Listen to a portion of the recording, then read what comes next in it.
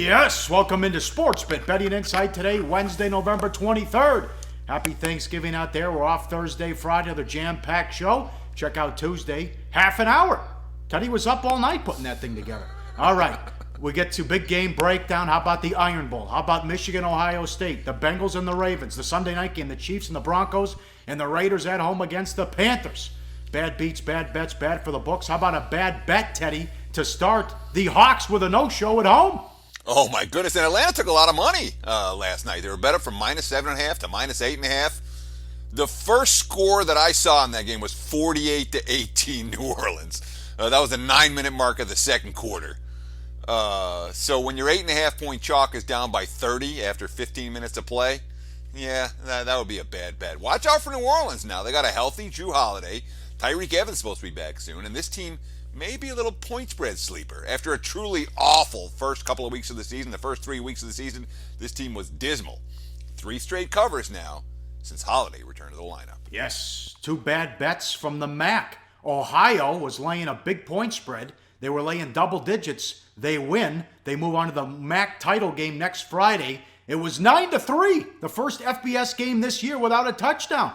And I was trying to remember one from last year, and the only one that stood out, there was a 3-0 game last year between Wake and Boston College. Correct, yeah. I don't remember if that was that weather, or was that just all defense? No, that was shitty offense. Yeah, that's yes. What I thought. It wasn't a weather game, and this wasn't really a weather game either.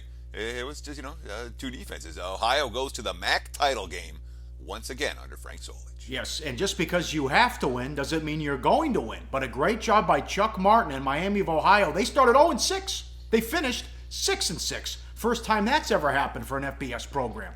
Yeah, and of course, again, the must win. We have to bring this up over and over and over again at this time of the year because everyone's talking must wins. They got to win. The other team doesn't care. Just because a team must win doesn't mean they will win. Even if they do win, it doesn't mean they're going to win by margin. Look at Miami last night. They opened the season. They opened the game with the 5-6 record. They need a win to get to the bowl, and yet the sharp money's coming the other way. Miami O's -8. They're bet down to -7. What happens? It's the biggest game in any of those kids' lives. They never been to a bowl. The last time Miami was in a bowl was 2010. And they pull it out, but the point spread was never in doubt. They never had a sniff of a point spread cover, and it happens all the time. Remember Troy? Just a couple of last week? 19 or 20-year-old kids. Never forget that. These are not grown men. These are kids. And especially in the smaller conferences where the lights don't shine as bright, sometimes the pressure situation is a little bit too much for these kids to handle. I give Miami credit for bouncing back to win that game, but from a point spread perspective, if you laid it with the Red Hawks, that was a bad bet. Quickly on the committee rankings Tuesday, there's hope for the Pac-12. And good news for Washington. Washington State, USC, Stanford, Utah, all ranked. LSU drops out of the top 25. That's Wisconsin's signature win. So if the Huskies can take care of business in these next 2 games, they should be in and make the Final Four. You agree? I have no idea. The committee does whatever the committee wants to do. And what they feel like doing one week, they may not do the next week. And what they feel like doing the next week, they may not do the week after. It is a lot of randomness. This is my job. My job is to handicap the games once they give me games to handicap. Their job to pick the games. Who knows who they're going to pick? There's a lot of randomness in the selection committee. Let's just put it that way. NFL early week line movers. They're betting against O'Brien and the Texans. A lot of Chargers money. O'Brien did not coach a good game. The decision of punt 4th and 5. The officials were terrible too at the spots and the Hopkins. There should have been a touchdown as well. They are 5-0 at home, but they want the Chargers in this one. I gotta know, Paulie. Did you have a bet on the Texans the other night? No, I did not. It was shitty officiating though. It sounds like you had a bet on the Texans. You're still whining about that game. That was horrible. Come on, that can't happen. And you're probably still whining about the Steelers-Seahawks Super Bowl too, right? Heavy Chargers money yesterday. Yeah. And we're talking about a 3-point line move in this ball game, all towards San Diego. I think that there's both of the teams that played in Mexico City. We saw some Carolina money too, anti-Oakland. The Raiders from -4 down to -3.5, even some -3s popping up in that game. And in this game, I don't know if it's an altitude. They're expecting an altitude hangover. Or they think, or it's just random, that both the Texans and Raiders took money against them on Tuesday. Either way, nothing but Chargers money early week in that line. From what it looks like, hey, it's already at 2. It could go as high as -3. Yep. For San Diego. Even heavier Titans money. It went up to 3. Then it was confirmed that Cutler's out for the year, and then it's going to be Barkley. Then it went up to 5. This is the worst team in the NFL now, with Barkley under center for the Bears and no Jeffrey to throw to. They had to bring Fales back, the kid from San Jose State, in case something happens to Barkley. Yeah, and there were 2 really big moves. The first move, Tennessee -1 up to -3. The second move from -3 up to -5. Big under money in this game as well, 45.5 down to 42. The betting market's not convinced Chicago is going to be able to move the football. And I understand this move, money on the Ravens, go against the Bengals. Bernard's out for the year. Green is out. Still could come back at the end of the season. Bengals in free fall mode. Yeah, and Baltimore bet up from -3 to -4.5. And remember, this is a 3-win Bengals team at Thanksgiving.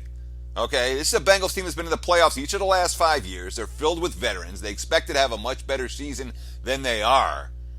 The latest injury bug for Cincinnati, not good news for a team that may just be playing out the string from here on out. How about money on the Dolphins against the Niners and Jets money? Fitzpatrick will start. Well, I mean, the Dolphins' money's easy to understand. -7 to -8. San Fran's effort's been real hit or miss in the second half of these games, particularly in the road losses. They had the one competitive game in Arizona. That was it. And boy, the Chip Kelly rumors are swirling. They're swirling around the locker room. They're swirling around the newspapers. San Fran, the worst organization in the NFL right now, and it's not really even close. So no surprise that towards the tail end of a dismal season, we're seeing anti-49ers money. And yeah, there was an early week taste of Jets money, too. The +9 down to +7.5 at Penny. It's not as big a move as you might think. That +9 is a teaser protection line. They're not going to hang on 8.5 or an 8. So it's just one click down, one notch down to 7.5, not 3 notch downs. Although no Gronkowski in practice yet this week. Chris Hogan, another downfield threat, he's a question mark. If those 2 guys don't play, this line could be 7 by kickoff. Here in Las Vegas at the Westgate, the Steelers are 9 now, Thanksgiving night. Yeah, we talked about it yesterday at 6. Looking at 9. Obviously, the Scott Tolzien situation for Indianapolis is not a situation that bettors in Vegas are particularly excited about. In Monday Night Football, I hope you bet the Eagles already. It's 3.5, and it's going to go higher. Here's a quote. Tom Silverstein, Milwaukee Journal-Sentinel, during parts of their demoralizing loss to Washington on Sunday night at FedEx Field, the Packers were playing with 3rd, 4th, and 5th string quarterbacks, a 4th string inside linebacker, 2nd and 3rd string guards, a 2nd string running back, and a 5th string receiver. This is me now. It's the most points allowed in a 4-game span for the Packers since 1958 before Vince Lombardi. That's insane. I mean, that's a pretty bad 4-game defensive stretch, and I'm telling you, as you mentioned, if you like the Eagles, should have bet them yesterday. But this line will go up. It's already from 3 to 3.5. It's going higher. All you have to do is look at that quote from the Milwaukee Journal-Sentinel talking about all those cluster injuries all over the place for Green Bay. That is a team, well, whether they win or lose, the money's going to come against them this week. And that's a line move that I'm pretty confident in predicting. If you like Philly, bet them sooner, not later. Yeah, Eagles haven't lost a home game yet.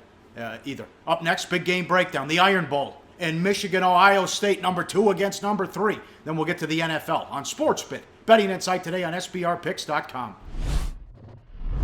Go to SBROdds.com. Browse, compare, and shop live odds available at top online sportsbooks.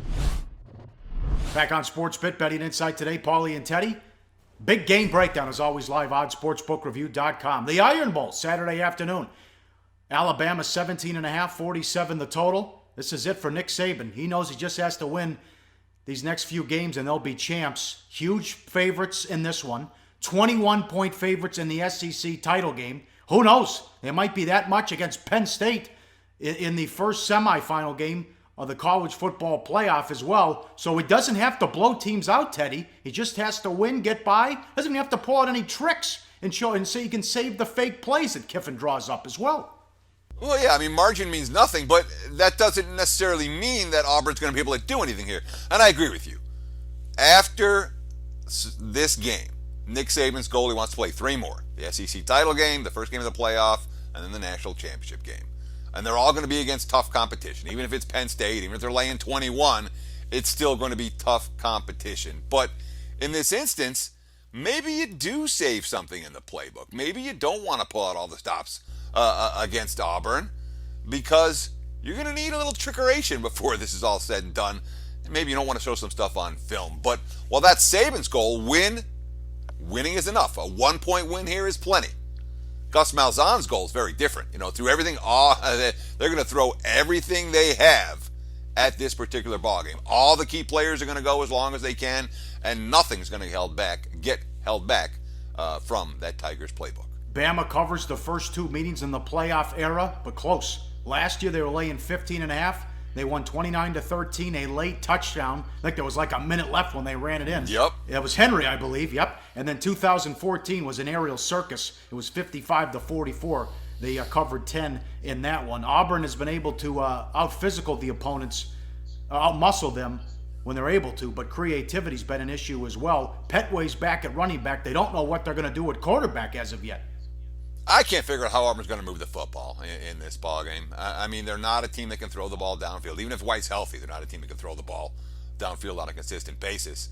They can move the ball on the ground as well as any team, but nobody can run on Alabama. I mean, I haven't seen anyone run on Alabama in any way, shape, or form this season. Even some pretty good rushing attacks. Remember the LSU game? That certainly stands out to me when you talk about can you run on this Crimson Tide defense. So, if I don't know if Auburn's going to score, or I don't know how much Auburn's going to score. And again, let's not forget, they gave up 44 to this team just 2 years ago. Last year was 13. At 47, I don't want this game over. And at 17.5, I don't want the underdog. Well, that's something you always talk about. We talked to Jimmy Vaccaro and Nick Bogdanovich from William Hill. You are paying a Alabama tax every week. Because no matter what the line is, the public's going to bet it. Yeah. And it's not, again, the Crimson Tide have been a remarkable straight-up and ATS story this year, but that doesn't go on indefinitely, and you're certainly not getting any point spread bargains with Alabama and talking about this point spread range in this big of a rivalry. Game number 2, liveoddsportsbookreview.com. I hope it lives up to the hype. Number 2 against number 3, Saturday morning. Ohio State at home, 6.5, 45.5 against Michigan. Remember, 10 years ago, it was number 1 against number 2. It was 42-39. Teddy knows it well, and all those buffoons on ESPN said, we already saw that game. Can't have a rematch in the title game. What happened years later? Bama LSU, they were saying, let's see it again, even though it was a 9-6 sleep inducer. Go to hell. Now, O'Korn, they can't win this game, in my opinion, if O'Korn goes. He didn't complete a pass longer than 10 yards against Indiana. I know there was weather, but how about how this has changed where Spate's out for the season? Now he's questionable, and it's interesting where you see the line. If you're telling me O'Korn's going to play and the line's only 6.5? All right, let's start with this. Okay, that game 10 years ago, 42-39, it wasn't that close. Ohio State was in control. Michigan scored late. The Wolverines were down 10 the whole second half. It was a fun game, but Ohio State was a better team that day.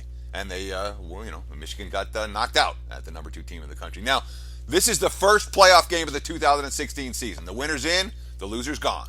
It's just that simple. I don't agree with that. So, then we wait talk a about second. the QB. That's not, you don't, but what if Michigan loses in the Big Ten title game?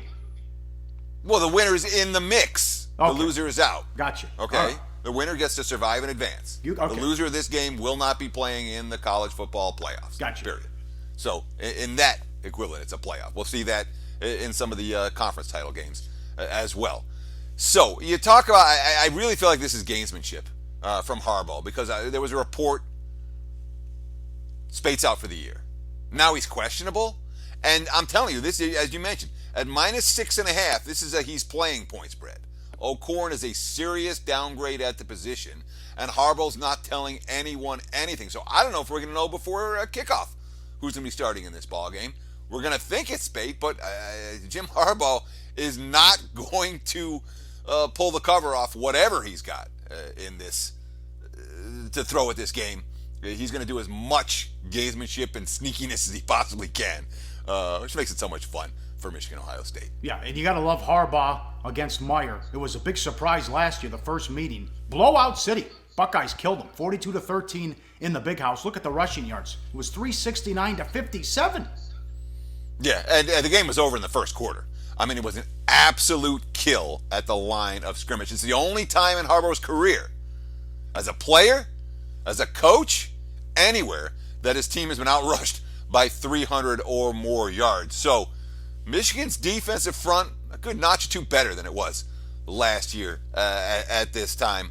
I don't think Ohio State and Zeke Elliott are going to, obviously Zeke Elliott's not going to do it, but they're not going to run wild the way they did. But the question is that Michigan offense. It's still a relatively old school conservative offense. Michigan generates a fair number of big plays, but I wonder if Harbaugh's got a playbook for a defense like Ohio State's. Michigan has not moved the ball well against the better defenses they've faced this season, and that's even with Spate behind center. Yeah, good points there. One more before we break. NFL now. Sunday afternoon, Bengals and the Ravens. Ravens at home, 4.5, 40.5 the total. Ravens went no huddle and clicked against the Browns on that Thursday night game. A good performance against the Cowboys, 7.1 yards per play, no turnovers, 1 sack.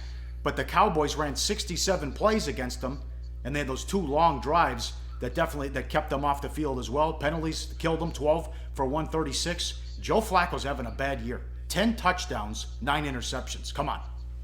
Yeah, Flacco, that one run to the Super Bowl when Joe Flacco was perfect for a month. You look at his QB rating since that time. Not very good. Last year he was an 83.1. This year he's an 80. But the issue right now for Baltimore is cleaning up those penalties. You mentioned numbers 2 in the NFL in penalty yards. Last week, they moved the ball up and down the field against the Cowboys. They had 7 yards per play. They only took 1 sack. They didn't turn the ball over. They only scored 17 points. How can that happen? Simple. Penalties. John Harbaugh, quote, "You can look at the officiating all you want. You can look at the calls. You can ask yourself whether the calls are being made on both sides all you want. That's not going to fix anything. We've just got to find a way to do it our way, playing in such a way that we don't have penalties." It comes down to every coach and every player. I think it's a reflection of the coaches. It's what we have to do as coaches to make sure our guys play without flags flying. I like John Harbaugh taking responsibility for those flags last week. One would expect fewer miscues for the Ravens this time. Well, this talk about no A.J. Green, and certainly it's big, one of the best NFL wide receivers out there, but Bernard is one of the most underrated role players. You look at this graphic, his rushing and receiving yards, 2014, 680 on the ground, 349 catching the ball. Last year, 2 years ago, 730 and 472, and this year, 337 and 336, and one of the best blocking running backs in the NFL. They lose Bernard, they lose Green, as we talked about on our season preview, and much of the season, Sanu and Jones are gone. Who the hell's Dalton throwing to? How are they going to move the ball? Well, how are they going to run the football? Look, Jeremy Hill is a decent runner. He is not a great blocker. He is not a great pass catcher. When you talk about Giovanni Bernard, look at the receiving yards, every bit as much as the rushing yards. He's a great dump-off guy for Dalton out of the backfield. They will miss him. And when you talk about the ability to pick up blocks on third down and then cut out to be the dump-off guy for the quarterback, that is a huge loss. Maybe not as big a loss as the arguably the best receiver in the NFL or the best receiver outside of Julio Jones in the NFL for A.J. Green. But it is, it is a significant loss for Cincinnati. All the load's on Andy Dalton now. Dalton had great stats last year with great players around him. Look at the career numbers. QB rating in the 80s, in the 80s, in the 80s. 2015 is at 106.2. Well, this year he's back down to 91, and one would expect that QB rating may continue to decline because Andy Dalton doesn't have a whole lot of guys to throw to. He's got to be a playmaker this week. Since he's going to hang around in this ballgame and have a chance to win it, he's got to be a playmaker. He spent most of his career as a game manager. Up next, the Red Hot Raiders at home against the Panthers, and a great game Sunday night, the Chiefs and the Broncos. Plus, the play of the day on SportsBit. Betting Insight today on SBRPicks.com. Do your research before you bet. Check out our ratings guide to see which books have the best ratings and sign-up bonuses. Open up several accounts and shop for lines at SBRodds.com. Always be ahead of the game. Wrapping it up on SportsBit, Paulie and Teddy, Betting Insight today. We continue with the NFL, live odds, sportsbookreview.com. Late game Sunday, Raiders at home against the Panthers. Oakland 3.5, 48 the total. Give them credit. They didn't play well Monday night. They still won the game, and the Texans shut down the Oakland running game that dominated the Broncos, but they found a way to move the ball. They got the running backs involved. Well, yeah, it's really interesting. I'm impressed with the job that Bill Musgrave has been doing with this offense. Because, I mean, Houston played a really good defensive game. And it was an Oakland team that didn't have a lot of options throwing the football downfield. Cooper was in check. Crabtree was in check until that late touchdown to Cooper.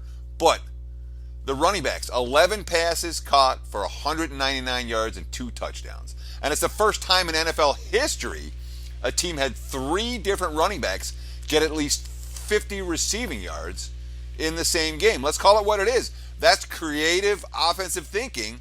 That's what Bill Musgrave has the Raiders offense doing right now. And winning and covering even in games where they didn't play their best. And look at this. Carolina hasn't been a dog. They're the first time they were a dog, rather, after 21 straight regular season games as favorites. Favored in all 3 playoff games. Last time as a dog at Lambeau last year, won outright. Also won as a dog in Seattle. Road trip, last gaps here for the playoff hopes. They'll stay on the West Coast after the Oakland game. Then they take on Seattle. They'll spend the week in San Jose where they practice before the Super Bowl. What do you think of that move? Sometimes that backfires. Well, yeah, and not to mention the fact that they didn't exactly play particularly well in the Super Bowl. Yeah, right. The San Jose, you're not going to go back and go, oh, this is what we did last year, let's do it again. Be like, this is what we did last year, let's hope we don't have the same type of result. But 21 straight regular season games as a favorite, plus 3 playoff games. That's a long stretch between being an underdog and being an underdog. I don't remember the last time, I guess the Patriots were a dog in games that Brady didn't play. But for Carolina, I mean, this is their last gasp. It really is. Ron Rivera, quote, "We've left ourselves very little wiggle room. So go out and take care of business, and we'll take them one at a time." I wanted to make sure they understood this is a business trip. And we're going there for 2 reasons, and 2 reasons only. I'm assuming the second reason is you win the second game. It's like we're going there taking them one at a time. But I mean, that right now is the MO for this Carolina team. It's win or go home, but they have to stay out for the second week. But they're coming in short-handed. Yep.